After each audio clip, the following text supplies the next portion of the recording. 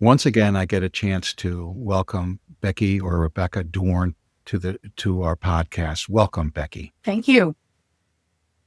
We had such a great time and a great conversation in our first episode, and I'm really looking forward to this one.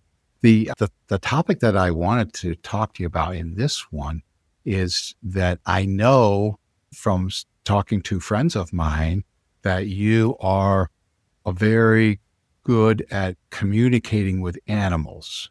Is that correct? Is that rumor correct? It's something I absolutely love to do. Yes. Okay.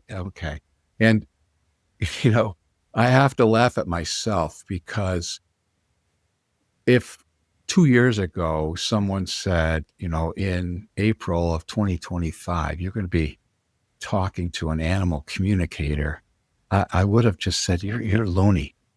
Well, and believe Yeah, it. Yeah, that's even more. I wouldn't have, right. And said that can't be, but it is, it is true. And it is wonderful to hear about. And so now let me just say I'm going to ask you about how you got into it and all that stuff. But before that, I just want to ask you, does anyone ever come to you and say, as a skeptic, and say, that's ridiculous, you can't talk to an animal? Do people approach you like that? Oh, yes. Yes. And it's something that I will say, I've had to fight with my own, image, I guess, my own ego. Oh Okay. my Okay. gosh, if people in my professional circle knew that I did these kinds of things, maybe they wouldn't Right. respect me anymore. Maybe they wouldn't trust me. They think they're sending people to me for medication management, and some of them think I should be on medication. It's just that kind of thing. What do you mean you can talk to animals? That's not real.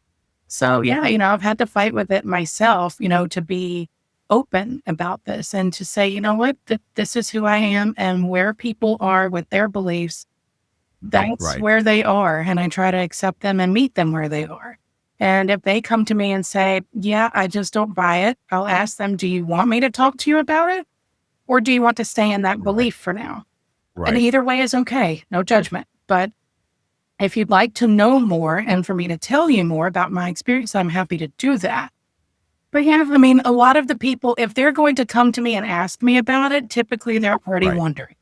So they're That's right. already at their That's place right. where they have that doubt in their mind, even though they're saying, well, that's not possible. Why would they choose to talk to me if it was? Yeah. And people can sense things about other people, about when they're not being genuine and when they're not being honest. There are so many cues and things that come through when someone's making something up or they're exaggerating or whatever.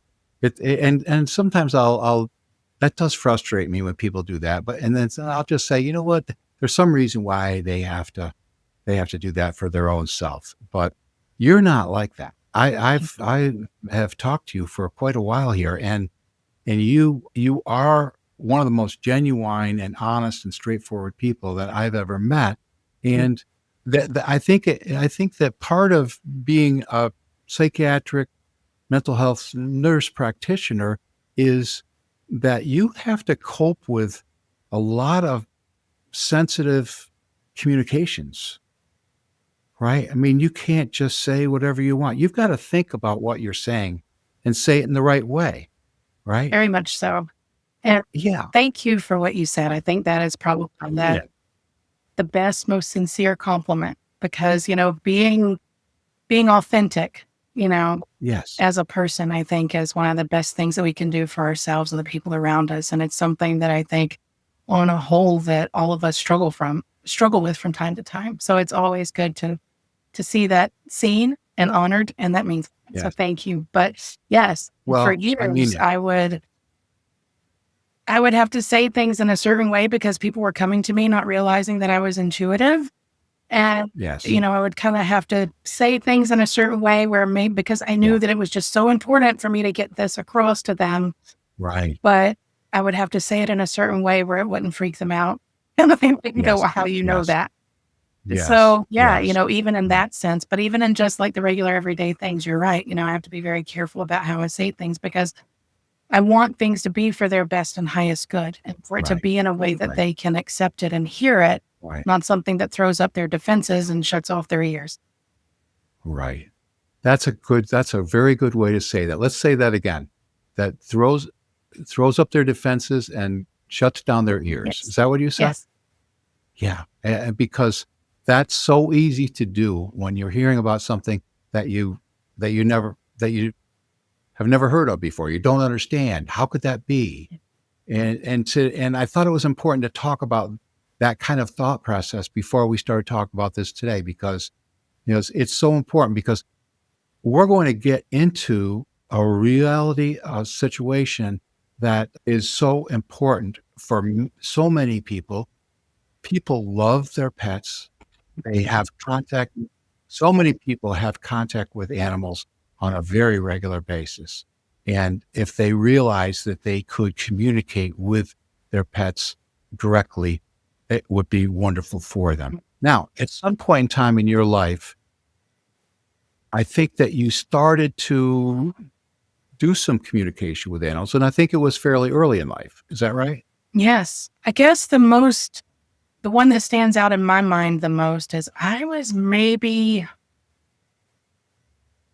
9 or 10, years Okay. old, and Mhm. I grew up out in the country, and people would drop off animals all the time near us. So we always ended up with random cats and dogs showing up and having to either, find homes for them or take them to live Okay. to the shelter or something like that. So we always ended up with these extra cats and things around that I was like, but we just need to take care of them. It's okay. And I remember distinctly it was right in between Christmas and New Year's. And this little dog showed up that I remember my parents kind of whispering around because they knew what a softie I was. And so they're whispering about this dog that's outside that really doesn't look good. They're not sure it's going to make it through the night. My dad's talking about maybe having to euthanize the dog because it was really skinny and didn't look very good, and just really worried about, its comfort, and trying to keep me from hearing any of this. And Okay. I heard it and I'm like, no, it'll eat. It'll be fine. It'll be okay. Just let me try. And so dad said, if this little dog eats today, then okay, then we'll see how it does overnight. So I was determined this dog was going to go eat. And I went and sat outside on the porch and just sat there and had a bowl of food, and I moved it, pretty far away from me, but I sat there and I just went and took my book out there and I just sat on the porch and I just kept thinking, it's okay, you're safe. It's okay, you're safe. Come get food. It's okay, you're safe. Not realizing at the time, consciously, I don't think that that's what I was Mhm. doing, or at least looking back on it, I didn't realize that for the longest time. And the dog did come up and eat some food that evening and just kind of looked at me. And that was my goal. So I had promised it, I said, if you just come eat, I'll leave you alone. I'll go away. That's what I did. Yeah, I kept my promise and I went away. And the next day I came out and did the same thing. And then just said, is it okay if I just sit here for a bit? And the dog kept getting closer and closer and closer. And within a day and a half, maybe by that following evening, the dog was like sitting beside me, Oh, shaking, but sitting there. And okay. my dad Right. just kept telling me, don't get attached. It's got to go back. It's got to go to the shelter. But the shelter wasn't open because it was between Christmas and New Year's. Oh, right. Yeah. Right. Needless to say, the dog ended up being with me for another 10 years. So thank goodness I had understanding parents, because when they said Thank time for it to goodness. go, I was a mess. I was bawling, but that was one of my best little buddies and took up for me and went around with me everywhere. And you were able to communicate. That's so wonderful. And you were 10 years old. And as you went through your teens and early 20s, did you realize that you were able to communicate with animals besides this dog? I don't think so. I always had a feeling that animals liked me and that I could Right. be around, everyone else's animals, and I would be subconsciously sending them messages, just it's okay, it's safe, can I pet you, that Right. kind of thing. Right. And, Right. and wild animals were sometimes around. We had a fawn, that was abandoned that I took care of for several days, and just different things that were around, and Right. different friends that Right. had animals with problems, and would just kind of work with them and talk with them, sometimes out loud, but sometimes just saying it in my mind. But I think not really consciously naming it as that's what I was doing. I just, oh, Okay. well, I'm just good with animals. They just like me. It's okay. Right. Right. Right. Right. Right. And but it was more than animals liked you. Yes. Yeah. Yeah. And how did at some point in time did the tide turn, or did you get to the point where you're starting to think, well, maybe I can communicate? Well, I'm sure you've heard from a lot of people who have done this kind of work that things just show up in your path sometimes when they're meant to be there and you don't really know where they came from. And I ended Okay. up with this book that was actually, it was in a thrift store. I love going to thrift stores looking for books. It was in a thrift store and it was kind of just sitting out. It was pulled out or kind of sitting to the side. Somehow it was there where there was no way I could avoid it. And it was called Straight from the Horse's Mouth by Amelia Kincaid. And it was about someone talking about animal communication. Just Okay. thought, well, this is fascinating. I want to know more about that. If I could talk to animals, that'd be Right. very That. cool. And Yeah. so I get this book and I start reading it and I start listening to what she's saying. And at first I was on the, oh, this would be cool kind of bandwagon. And then I got to, wait, I I do that. Or I did that. Or that's what this Right. is. And so it started kind of making sense and thinking, yeah, but still, there were times like I didn't realize a lot of that's what I was doing, even with that dog way back when, until we were talking about it and realizing, that's how far that goes back. Wow. Wow. You started connecting the dots, right? That it's like, wow, this is something that I'm interested in, and maybe I'm already doing it or have Yes. done it. That's so neat. That's so neat. And now Amelia Kincaid became kind of a celebrity animal talker person, I think. I believe so. She was an actress before. So she Okay. was on, I think, I want to say soap operas or something like that, I believe. I know Okay. I'd seen her in a Okay. couple of different things. Okay. And so she was already famous a bit in her own right and then started doing this. So it was probably really nice because she had a bit of a platform, you know, Right. because it Right. kind of like we were talking about some other people who have done this kind of work before. It's nice when they already have a platform and they have some respect Yes. already because then people go, all right, I don't know if I'd buy this from somebody else, but I Yes. trust this person or I'm familiar with them. So I'll Right. keep an open mind a bit more. And then they start listening That's to right. it differently. So, yeah, Right. People would listen to one person where they might just dismiss another person exactly. saying the same exact thing. Yes. Yeah, yeah. Well, I did a little research on her, Amelia Kincaid, and she actually wrote 4 books: Straight from the Horse's Mouth, How to Talk to Animals and Get Answers; The Language of Miracles, a celebrated psychic teaches you to talk to animals; Soulmates with Paws, Hooves, and Wings; Whispers from the Wild, listening to voices from the animal kingdom.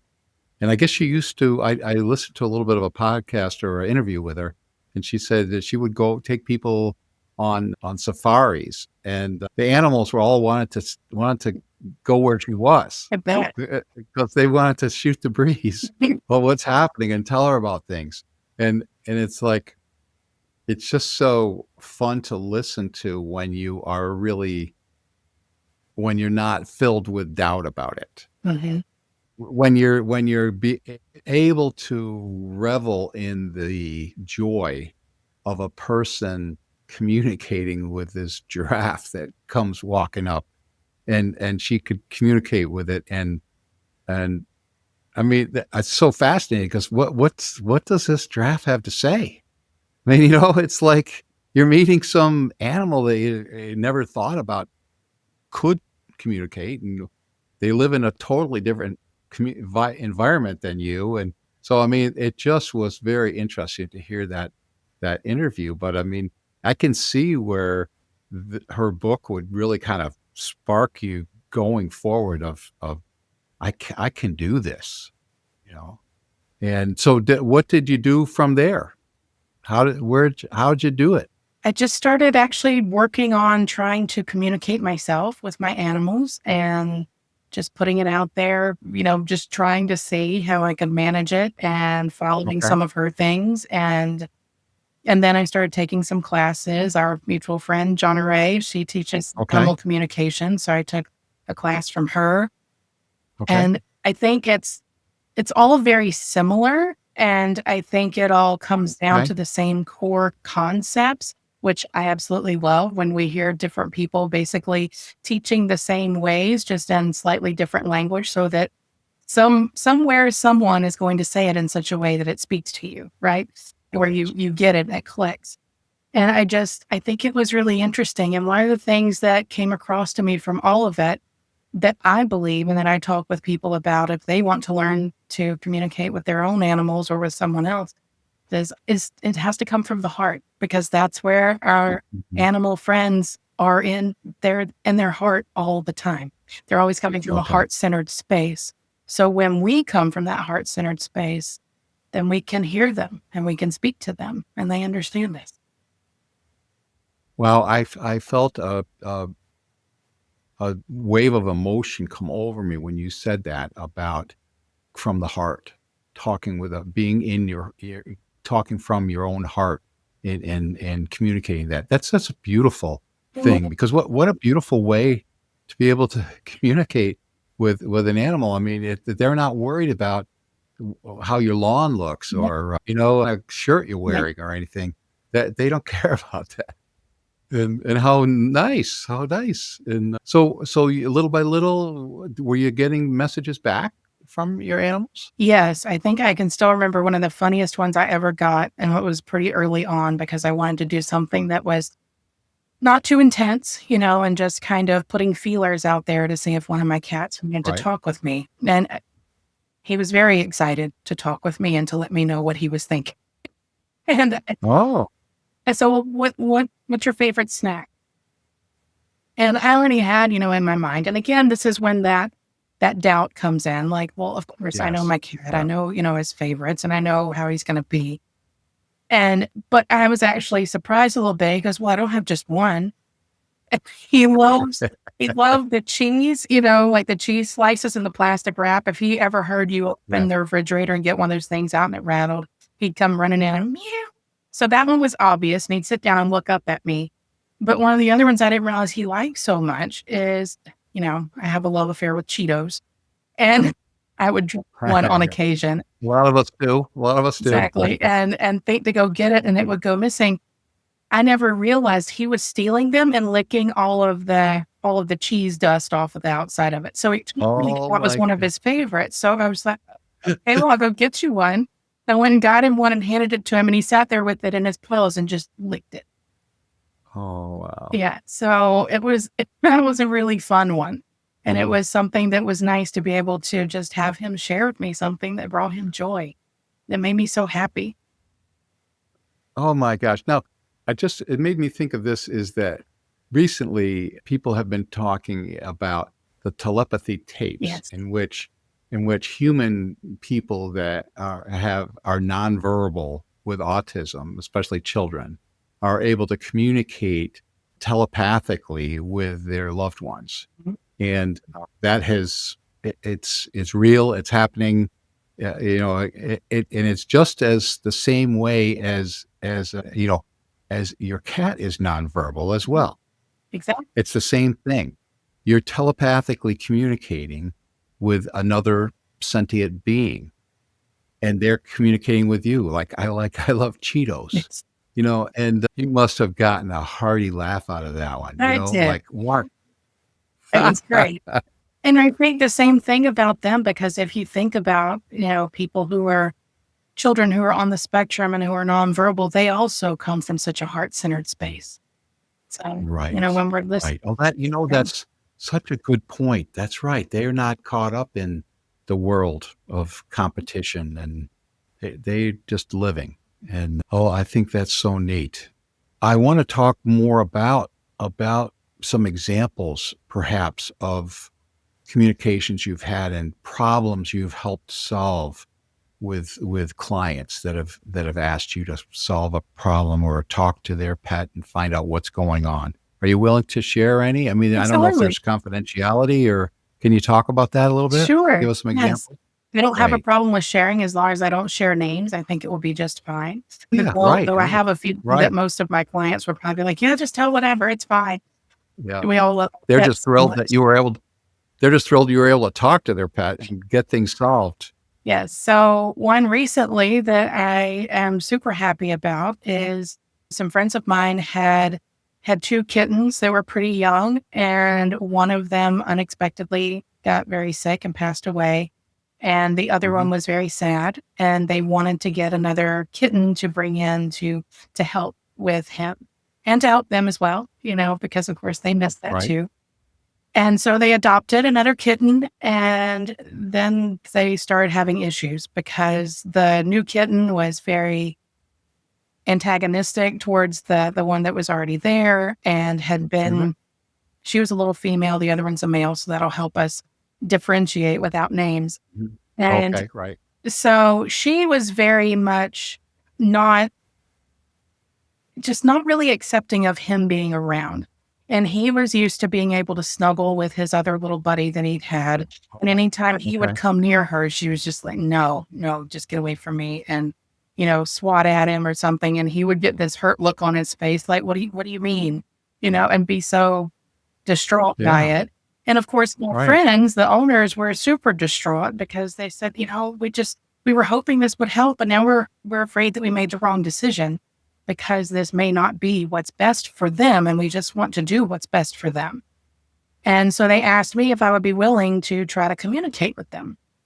So I did. I went over to their house. I don't always do them in person. I can do them remotely, over video or phone call as well.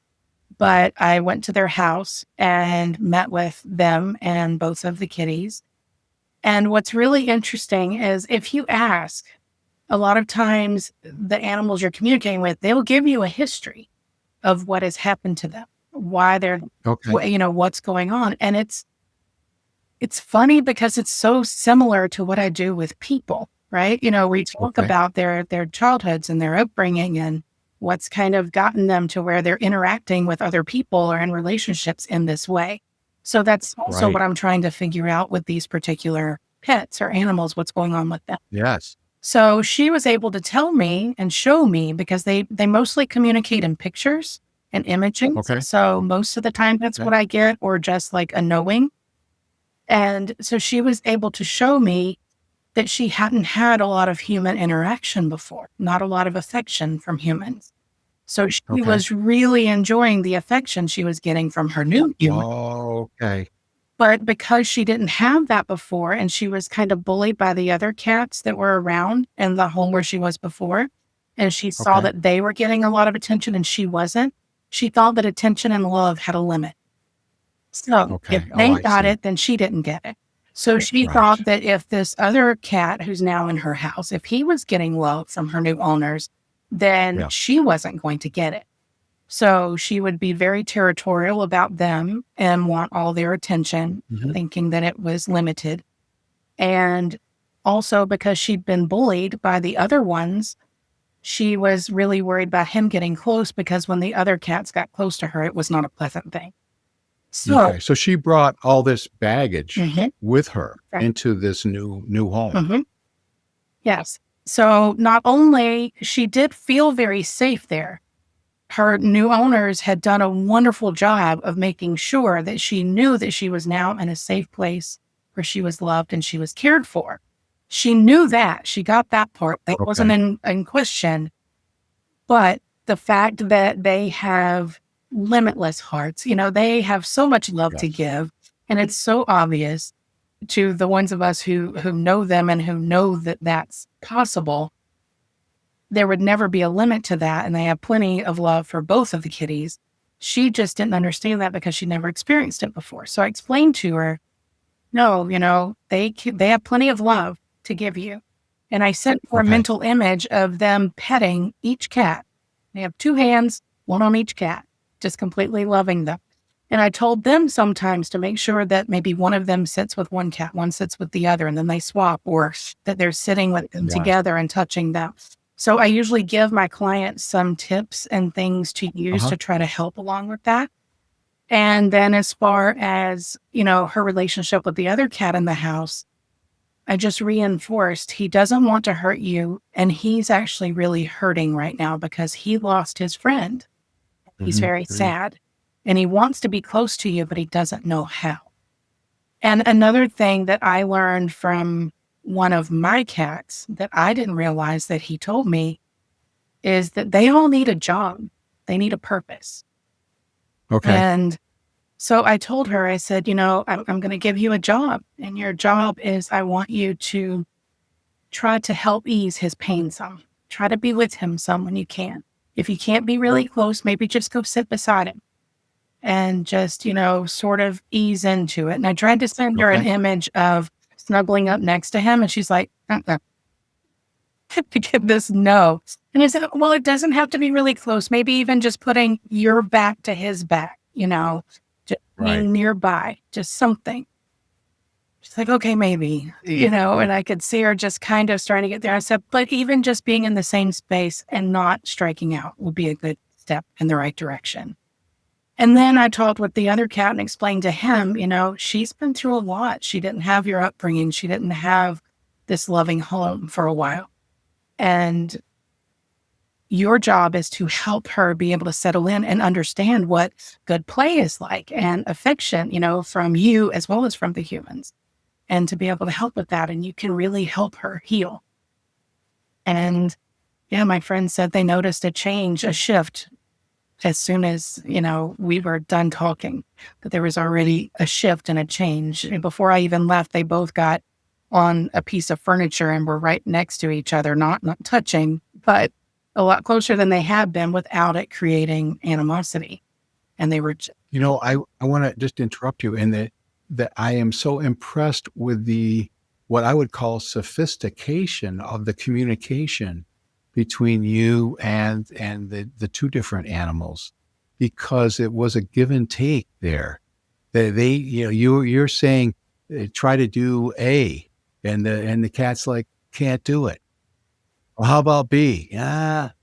How about C? All right, well, I'll give that a try. I mean, that's a complex set of communications back and forth, I think. well, And I never would have dreamt that you could have that communication with an animal. I mean, I guess I'm thinking animals is not so smart as we humans, but they're pretty smart. they are very smart. They have a lot more intelligence and even emotional intelligence than we give them credit for. Like you hear about the animals that go and sit by someone who's dying in the nursing home, and the people around them didn't know they were dying, but the cat did, and they go and spend time with them. Those kinds of things. I mean, they're such intuitive beings, and they pick up on so much that I think we don't necessarily see sometimes, and being Right. aware of that. And that's I go into my interactions with them the same way I do with people. This is a partnership. This isn't about me telling Okay. them what they need to do. This Right. is about Right. us working on a plan together of what would work, what would help them feel better, what would help make their lives better, and what can they see as a potential for change. Lucky cats that run into you, I'll tell you. Or dogs, it's not just No, cats, right? no, it's all animals. No, all the animals. Now, before we get finished up, we still have a decent amount of time left because I wanted to cover one area that really intrigued me, and that is that cats or dogs, any animal, is in their 3D. Well, I can't say human life, but in their animal life here on Earth, In their physical and body. at some point, pardon In me. their physical body, yes. In their physical body, that's a good way to say it. They're in their physical body, and at some point in time, just like all humans, they're gonna end that human body. Being in that human body, and they're gonna move across the plane to the other side, just like we do, Mhm. right? Absolutely. And one thing that you said was really, I loved it. It's like animals are actually much better communicators with the other side than humans are Mhm. by far, right? Yes. Could you tell about that, please? They don't have that disbelief, they don't have those preconceived notions about this isn't possible or that isn't possible. It just is. And so it's just what they do. And for instance, for that particular cat group that I was talking about, I Yes. asked for the kitten that had passed away. I asked for his spirit to come in and play with, his sibling that he had had before to show the new Right. one what play would be like, Oh, okay. because I truly believe that they visit each other. I think anybody who's had pets for any significant amount of time has probably looked at one of their current pets and thought, oh my gosh, he looks just like so and so used to do that, one of their previous. Right. Right. I believe they visit each other and they come and they tell them things because they've let me know this, that they come and say, okay, she can't go to the bathroom by herself, right? You have to go. It's dangerous in there. So go look out for her or whatever they tell each other that makes them, Right. want to be Right. with us. But yes, I mean, they communicate and doing, even a meditation where you ask for, pets that have passed on to come back and visit you. I think you can very easily have some really good communication with them. That is so wonderful. And I I guess I'm thinking to myself, I think it would be so great if somehow we could have an interview where you communicate like a medium Mhm. from a pet to an that had passed to an owner. Is that Okay. something that you could do? Absolutely. I would love to do that. Mm.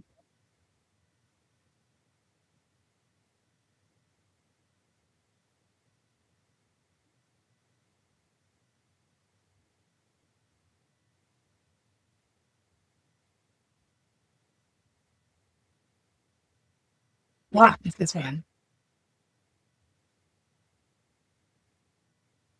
So am I. Thank you so much.